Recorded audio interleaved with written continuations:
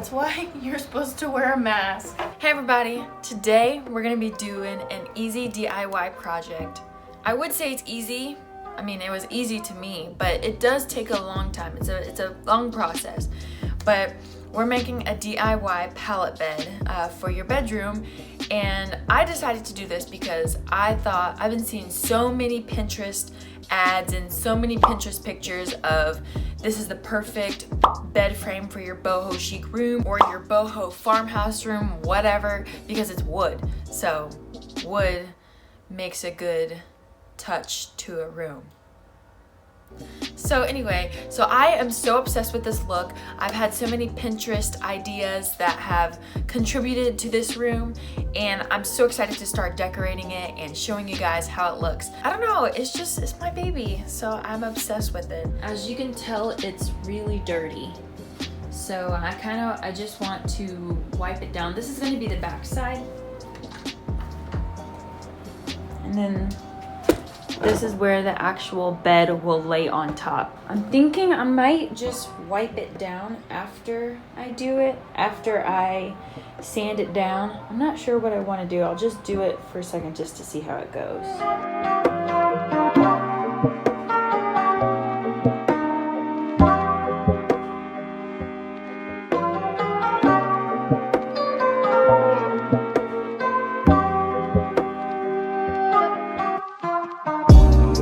So I am using the Bauer Heavy Duty Palm Sander, and this is actually from Harbor Freight. It's an inexpensive store if you want to get a palm sander if you're only going to be using it one time. And it has 6 different speeds depending on how fine you want your wood.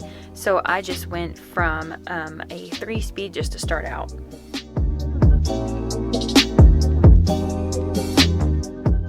I wanted to go with a really soft finish, so I decided to go with a 60 grit to start out because the wood is very, very chippy and very rough.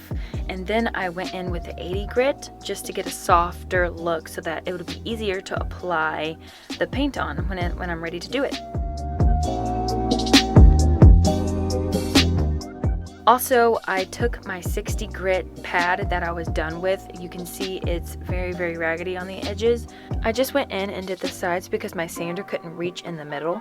So I used my hand as a little guide for it. I also went in the inside and the increases with my 60 grit because I wanted to make it a little bit softer on the inside whenever I painted it, and I wanted to look like a seamless look. I did love the way how the natural wood looked, so I kept it a little bit rough, but for the most part I got rid of the little splinters just in case if the paint didn't cover it, so I wouldn't get splinters in my toes.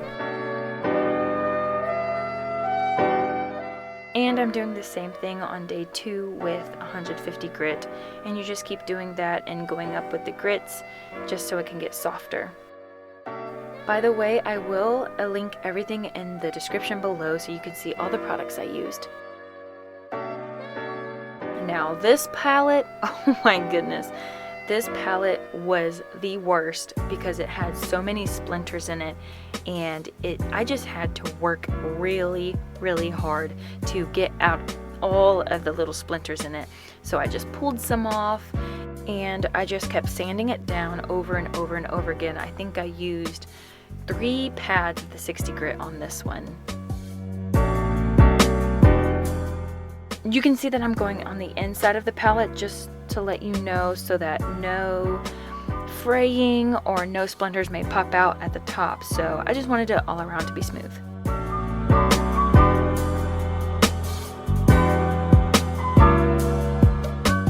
I also decided to do this side of it because it'll also make it seamless for painting, and I wanted it to look all the way around like I actually bought it. So I didn't want it to look like I made it a little bit, but it did looking like I made it. But I am proud of it.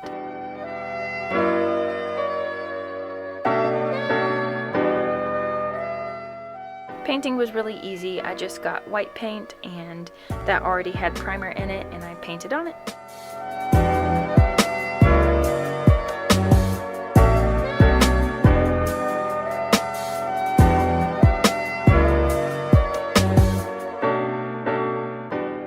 I could not decide how I wanted to do it. I just kept moving it around. You just move it until you figure out where you want to place your bed. I put rugs underneath because I didn't want the ground to get too dirty, and just in case something might fall off, I don't, as in wood, just in case some other wood might fall off, I didn't want to go ahead and have that be on the ground. I'm just so happy that it turned out so pretty, and I'm not sure if I want to keep my box spring on the ground because technically that wood is a box spring, so I might just lay that on the ground.